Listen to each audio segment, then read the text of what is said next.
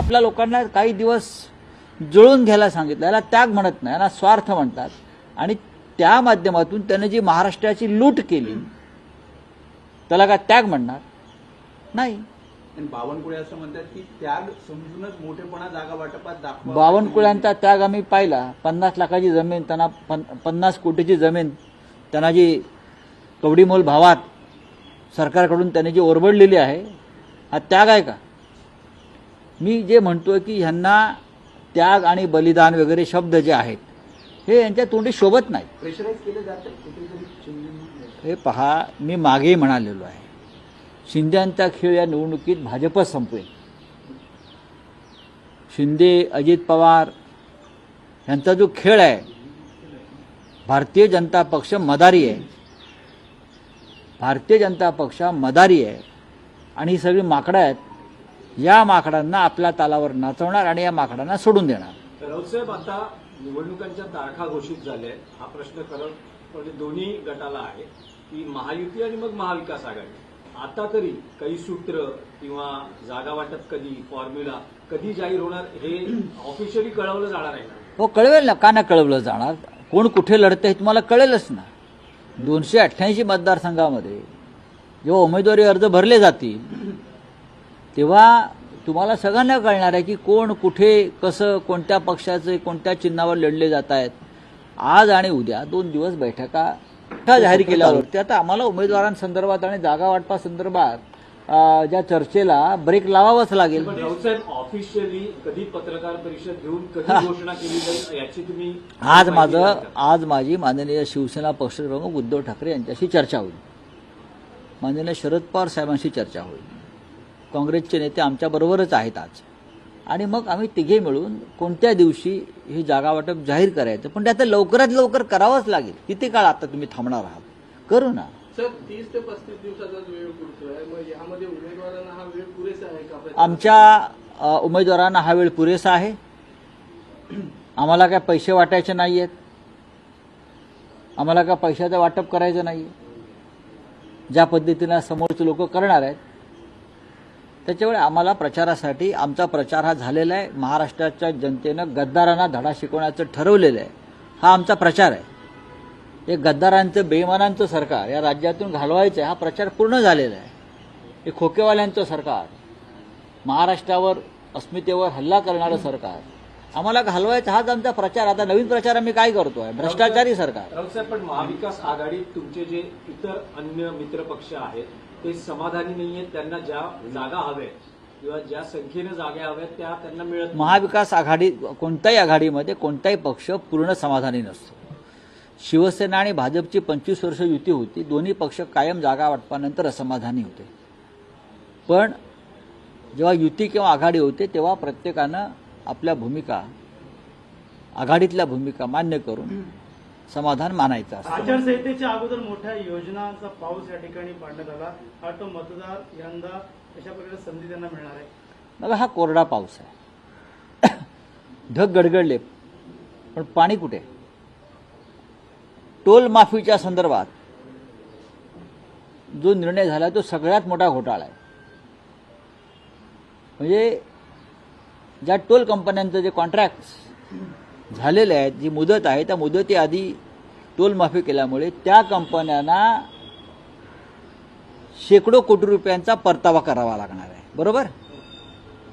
त्यातले 50% हे मिंधे, भाजपा आणि राष्ट्रवादी अजित पवारांची यांच्या वाट्याला जाणार आहेत निवडणुकीसाठी. हे एक पडद्यामागचं एक सूत्र ठरलेलं आहे. राज्याच्या तिजोरीतून हे पैसे आता त्या टोल कंपन्यांना द्यावे लागतील अशी माझी माहिती आहे.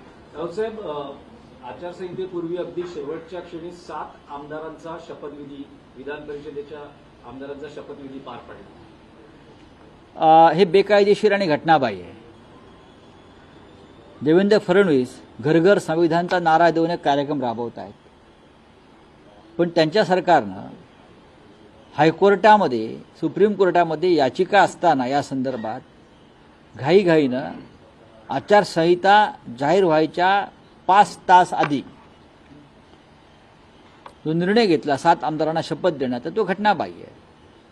मुळात पहिली यादी राज्यभवनामध्ये प्रलंबित आहे, ठाकरे सरकारने पाठवलेली, आणि दुसरी यादी तुम्ही घाईघाईनं पाठवता. ज्या कारणासाठी तुम्ही आमची यादी थांबवलीत, प्रत्येक जो सदस्य होता, जे नावं होती, त्याची चौकशी करण्यात आली, त्याच्यावरती काय खटले आहेत, काय नाहीत, अमुक आहे का, तमुक आहे का, आधीच्या राज्यपालांनी केलं. मग ह्या 7 आमदारांच्या संदर्भात ज्या शपथ दिली, त्यांच्या संदर्भात राज्यपालांनी कोणती विशेष माहिती घेतली? हे सगळे राजकीय कार्यकर्तेच आहेत, धर्मगुरू आहेत ना. त्यातले एक सदस्य जे आहेत, इद्रिस नायकवाड, त्यांचा इतिहास काय आहे? त्यांनी वंदे मातरमला विरोध केलेला आहे. त्यांनी सांगली महानगरपालिकेमध्ये वंदे मातरमला विरोध केलेल्या या व्यक्तीस तुम्ही राज्यपाल नियुक्त आमदार करता. कुठे गेले तुमचा तो हिंदूंचा गब्बर? तो हिंदूंचा गब्बर कुठे आहे? जो मी हिंदू का गब्बर ढब्बर. कुठे देवेंद्र फडणवीस? हिंदुत्वाची भाषा करतात सगळे. वंदे मातरमला विरोध करणाऱ्या एका व्यक्तीला तुम्ही राज्यपाल नियुक्त आमदार करता आणि त्याच्या मांडीला मांडी लावून बसता. फंपक लोक. याच माणसानं एका हिंदुत्ववादी संघटनेच्या कार्यालयावरती हल्ला केला होता, या नायकवाडींनी. तपासा पोलीस रेकॉर्ड. आणि तुम्ही राज्यपाल नियुक्त आमदारांच्या यादीत त्यांचं नाव हे देवेंद्र फडणवीस वगैरे पाठवतात. हिंदुत्ववादी स्वतःला म्हणवणारे वंदे मातरमला विरोध करणाऱ्यांना तुम्ही आमदार केलाय.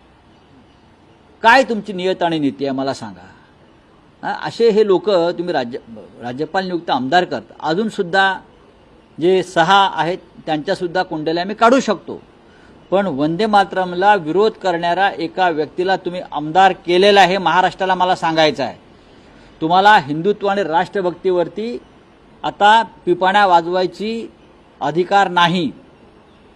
जे आहेत ना टिळे लावून फिरतात ना हिंदुत्वावर बोलायला, वंदे मातरमच्या घोषणा देत, करा विरोध, करा मागणी त्याला मागे बोलवण्याची, तर तुम्ही खरे हिंदूंच्या अवलाद आहात. चला, थँक्यू. महत्त्वाचा प्रश्न आहे की या सरकारच्या कार्यकाळात आमदारांच्या अपात्रतेबाबतीत सर्वोच्च न्यायालयात निकाल होऊ शकला नाही.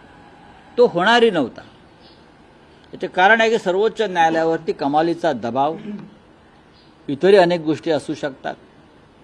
निवडणुका जाहीर झाल्या तरी अपात्रतेच्या संदर्भात जर न्यायालय निर्णय घेणार नसेल तर न्यायालयानं घटनाबाह्य सरकारलाच आपलं समर्थन दिल्यासारखं दिसत आहे. सर्वोच्च न्यायालयामध्ये संविधानाचं रक्षण करण्याची जबाबदारी आहे, पण संविधान विरुद्ध एक सरकार सर्वोच्च न्यायालयाचे सरन्यायाधीश चालवू देतात आणि आम्हाला तारखांवर तारखा देतात. मला असं वाटतं या देशाच्या जनतेचा सर्वोच्च न्यायालयावरचा विश्वासही उडून गेलेला आहे. मी लवकरच त्या संदर्भात माहिती देईन. या सर्व काळामध्ये कोणत्या न्यायाधीशानं आणि त्याच्या कुटुंबानं लंडनमध्ये 300-400 कोटीची विला खरेदी केलेल्या आहेत आणि कोणाच्या पैशानं खरेदी केलेल्या आहेत, आणि त्या बदल्यात महाराष्ट्र सरकार कसं वाचवण्यात आलं हे मी लवकरच जाहीर करेन. राऊतसाहेब, तुमचा गंभीर आरोप आहे, हे जे न्यायमूर्ती आहेत हे माजी न्यायमूर्ती आहेत की पाहू ना. न्यायमूर्ती? नाही, मी पाहीन ना, मी त्याच्यावर चर्चा करेन आणि त्या बदल्यात ते सरकार कसं वाचवण्यात आलेलं आहे याची मी लवकरच माहिती देईन. हे सरकार वाचवलं याच्यामागे फार मोठं कारस्थान आणि षडयंत्र होतं. हे घटनाबाह्य सरकार होतं. हे वाचवण्यासाठी हजारो कोटी रुपये 2.5 वर्षामध्ये खर्च झालेले आहेत. दुर्दैवाने म्हणावं असं वाटतं की आमची न्याय यंत्रणा संविधानाचं रक्षण करण्यामध्ये अपुरं पडलेली आहे. ईव्हीएम मशीन सेफ असणार का यंदा? ईव्हीएम मशीन सेफ असणार का यंदा? निवडणूक आयोगाचं त्यावरती नियंत्रण? बघा, निवडणूक आयोगाचं आणि ईव्हीएम मशीनचा जो नाता आहे ना, त्या नात्यावरती न बोललेलं बरं. ईव्हीएम मशीन या विषयावरती आता देशाची जनतेचे कान ऐकून ऐकून पकलेले आहेत. हरियाणामध्ये अनेक प्रकरणं आता बाहेर आली ईव्हीएम मशीन संदर्भात. तरी आमचं निवडणूक आयोग म्हणत आहे की निवडणूक आयोग ईव्हीएम एकदम फुल प्रूफ आहेत. जनतेचा ज्या ईव्हीएम मशीनवरती ईव्हीएमवरती विश्वास नाही ती यंत्रणा का राबवताय तुम्ही? अख्ख्या जगामध्ये ईव्हीएम नाही आहेत, नष्ट केलेले आहेत. आमच्याकडे तुम्ही का हट्ट करताय? राऊत सर, साहेब, आपने कहा की राऊत साहेब, सुप्रीम एक फक्त मराठीतला प्रश्न आहे की मध्यंतरी राज ठाकरेंनी घोषणा केली, ना युती ना आघाडी, त्यांचा पक्ष स्वतंत्रपणे निवडणुका लढवतोय आणि त्यांचा पक्ष या निवडणुकीनंतर सत्तेतला पक्ष असेल. कोणाचा? राज ठाकरेंचा पक्ष महाराष्ट्रात? हो, महाराष्ट्रात? निवडणुकीची महाराष्ट्रात हो 288 जागा आहेत त्या महाराष्ट्रामध्ये आणि 145चं बहुमत लागतं. जर त्यांना बहुमत मिळणार असेल तर स्वागत आहे. किती जागा लढणार आहेत मला माहीत नाहीत. माझ्या माहितीप्रमाणे शिंदे गट त्यांना 2च जागा देतो आहे. 2च जागा देतो असं मी ऐकलं. मला माहीत नाही. राजकारणामध्ये लोकशाही आहे, कोणालाही अधिकार आहे. आम्ही उद्या सांगू शकतो अमेरिकेत, म्हणजे आम्ही नेहमी सांगतो की भारतीय जनता पक्ष इतका आंतरराष्ट्रीय पक्ष मोठा आहे की अमेरिकेत पण ते सत्तेवर येऊ शकतात. आता अडाणीच्या माध्यमातून ते नायजेरिया, केनिया इथे सत्तेवर आलेलेच आहेत. आणि तिकडल्या बऱ्याचशा प्रॉपर्टी अडाणीने मोदींच्या माध्यमातून घेतल्या, त्याच्यामुळे तिकडे त्यांची सत्ता आहे. सर, आपने कहा है कि सुप्रीम कोर्ट में आप जो लड़ाई लड़ी थी, आपकी उम्मीद टूट गई, क्या वजह से? हमारी उम्मीद टूट गई. चुनाव का ऐलान हो गया महाराष्ट्र में.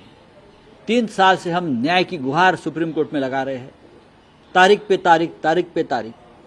सुप्रीम कोर्ट हमारे आखिरी आशा का किरण रहा कि इस राज्य में जो संविधान के खिलाफ एक सरकार बनी है, हाँ, करप्शन और भ्रष्ट मार्ग से, आप उनको बचाने की कोशिश की. क्यों की भाई?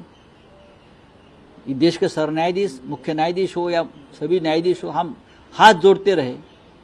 हमारी पार्टी को जिस तरह से तोड़ा गया, बाला साहब ठाकरे जी की पार्टी एक ऐसे व्यक्ति के हाथ में दी जिसका कोई शिवसेना से संबंध नहीं है. शरद पवार साहब की पार्टी एक ऐसे व्यक्ति के हाथ में दी जिनका कोई संबंध नहीं है, चिन्ह भी दे दिया. और आप 3 साल से हमको सिर्फ तारीख पे तारीख दे रहे हो. कौन सा न्याय है इस देश में? सर्वोच्च न्यायालय संविधान की रखवालदार है, चौकीदार है, लेकिन संविधान के बारे में न्याय करने में आप इतना विलंब करते हो तो न्याय कैसे और कहाँ मिलेगा? ये जो सरकार बचाई है महाराष्ट्र की, उसके पीछे बहुत बड़ा खेल हो गया है, जल्दी सामने आ जाएगा.